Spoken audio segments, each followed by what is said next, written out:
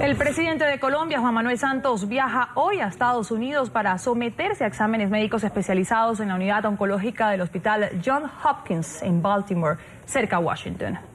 Se traslada hasta la Unión Americana por recomendación de los especialistas que lo tratan en Bogotá tras descubrir un aumento en los niveles del antígeno prostático. Lo que intentan es descartar posibles secuelas del cáncer de próstata por el que el mandatario fue operado en el año 2012. Por una alteración en los antígenos que originan cáncer, el presidente Juan Manuel Santos tendrá que realizarse un estudio complementario en Estados Unidos. A ver, esta noticia nos toma por sorpresa a mi familia y a mí. Mantengo mi confianza en que los resultados de estos nuevos exámenes serán positivos. Se trata de una proteína que produce la próstata y que al elevarse se convierte en un marcador de seguimiento para los pacientes con cáncer. Luego de una intervención quirúrgica en la próstata, el antígeno debe tener valores bajos. Hemos puesto en términos generales el tope del antígeno prostático en 4 nanogramos. Cuando esto sobrepasa los 4 nanogramos, estamos hablando de que hay una elevación anómala. Claro, nunca va a ser lo mismo tener 7 de antígeno prostático que tener 17 de antígeno prostático que tener 70 de antígeno prostático. Entonces, obviamente, entre mayor sea el antígeno prostático, las posibilidades de cáncer también aumentan. Cuando se presenta un incremento de la sustancia, significa que puede haber presencia de una enfermedad prostática, pero puede simplemente tratarse de alguna bacteria en la orina, sin que esto represente mayor complicación. Porque si bien es cierto que el antígeno prostático se eleva cuando hay cáncer, hay otras causas de elevación del antígeno prostático y no necesariamente está relacionada con el cáncer. Si el paciente monta a caballo, hace spinning, anda en motocicleta, el golpeteo con el sillín hace que el antígeno prostático se eleve. Incluso si el paciente tiene infección en el interior de la próstata, eso puede elevar el antígeno prostático, pero no necesariamente traduce cáncer. Santos acudirá al Johns Hopkins Hospital, uno de los principales centros médicos de Estados Unidos, reconocido por el tratamiento a pacientes con cáncer. Fue inaugurado en 1889. Está ubicado en Baltimore, Maryland, muy cerca de Washington. Una de sus especialidades es la prostatectomía, cirugía de extracción parcial o radical de la próstata. Se destaca además por la investigación biomédica.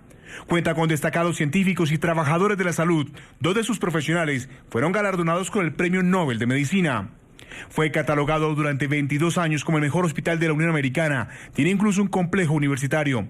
La principal preocupación del equipo médico del mandatario colombiano es descartar una posible recaída en el cáncer de próstata por el que el presidente fue operado hace 4 años. En este momento el señor presidente está en su habitación, en pleno uso de sus facultades, acompañado por su familia e iniciando su proceso de recuperación bajo cuidado médico.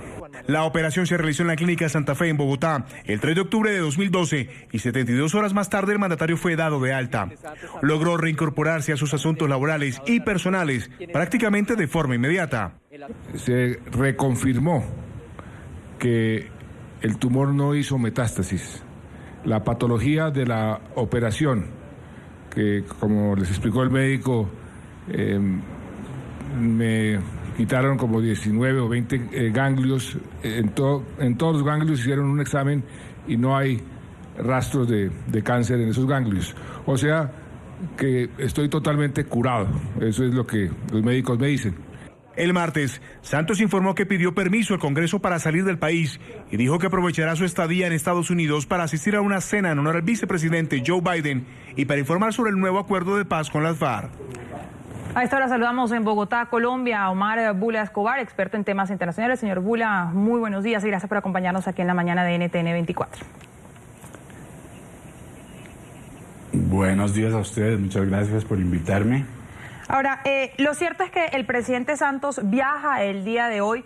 El motivo principal de este viaje es para hacerse unos exámenes médicos, aunque ha dicho, como lo decía la nota, que va a aprovechar su estadía en Estados Unidos para visitar en Washington, tener reuniones con congresistas, presentar los avances en el acuerdo de paz con las FARC. ¿Es estas reuniones que va a tener el presidente Santos con estos congresistas un pretexto para que este viaje a Estados Unidos no sea considerado quizás como una falta o una incapacidad del mandatario frente a cumplir sus funciones aquí en Colombia? Bueno, el único que sabe si es un pretexto o no es el propio presidente Santos. Y adentrarse en el tema médico, pues de mi lado no soy médico, no tengo ninguna autoridad para decir nada y obviamente sé que hay que respetar cualquier tema de salud que pueda atañer al mandatario o a cualquier persona. Es importante, sin embargo, ver la coyuntura internacional y la coyuntura nacional.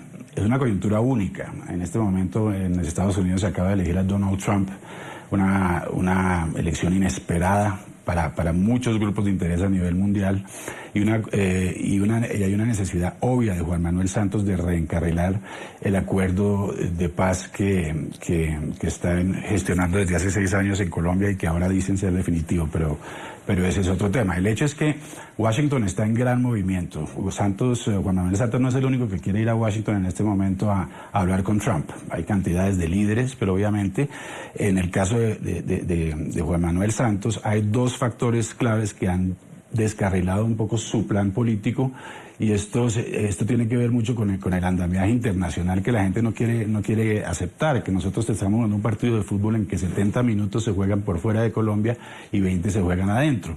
En Washington en este momento hay una reunión de la Alianza Democrática liderada por George Soros, una reunión muy importante de última hora para contrarrestar los resultados de la elección. En Washington también están unos think tanks muy importantes como la Inter-American Dialogue, que le piensan dar un premio. O sea que especular es difícil, pero es muy difícil no creer, ¿sí? Y además se pueden hacer 2 cosas al mismo tiempo, no puede ir a un examen médico y también tener reuniones, ¿no es cierto? El hecho es que la coyuntura sí da para ciertas especulaciones, definitivamente, y especulaciones bien fundadas, por el hecho de que, además, sí, de que todo este proceso de paz y el gobierno de Juan Manuel Santos no ha sido muy transparente, lo que lleva a las personas a decir, bueno, ¿por qué en este momento uno se lo atribuyen al hacker en Colombia? Yo no creo que ese sea el caso. El asunto del hacker no se resuelve en 2 días, debe ser resuelto. Y sabrá Dios si es resuelto porque si en este momento tenemos un acuerdo de paz que ha pasado por encima del voto popular, cualquier cosa puede pasar en Colombia en ese sentido. Ahora, señor Omar, Andrea Bernal lo saluda, bienvenido. Trata usted de decir, para ponerlo sobre la mesa, que estos exámenes médicos que el presidente Santos dice que se va a hacer en Washington puede ser un respiro para la coyuntura nacional del presidente y para respirarlos, valga la redundancia, en el exterior y tener un acercamiento de una vez en Washington. ¿Eso es lo que trato de entenderle? Sí, pues yo creo que no hay que ser monolítico. Uno puede, como mencioné antes, uno puede hacer varias cosas al mismo tiempo, matar varios pájaros con un disparo. Si hay un examen, el vicepresidente mencionó que era un examen rutinario. Creo que en uno de los diarios oficialistas, que inclusive sacaron la carta del médico, lo que se me hizo curioso por tener que poner un testimonio, mencionaban que habían encontrado una anomalía últimamente. Entonces, eso no creo que está en discusión y solo lo saben sus médicos.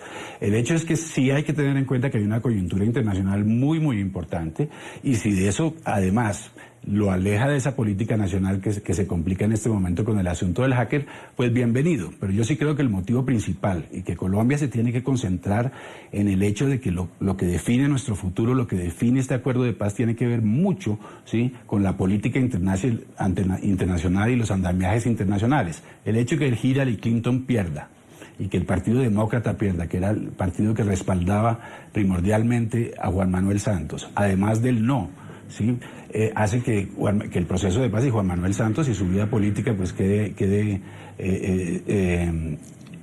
se descarrile, como había mencionado anteriormente. Lo importante ahí, sea que sea, el presidente tiene derecho a viajar por salud o por política. A nadie le quita ese derecho. Se trata de ver cuáles son las motivaciones y si son convenientes para el país o no.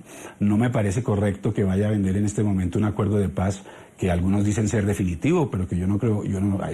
Acabo de escuchar en este canal que el expresidente Uribe pidió más tiempo.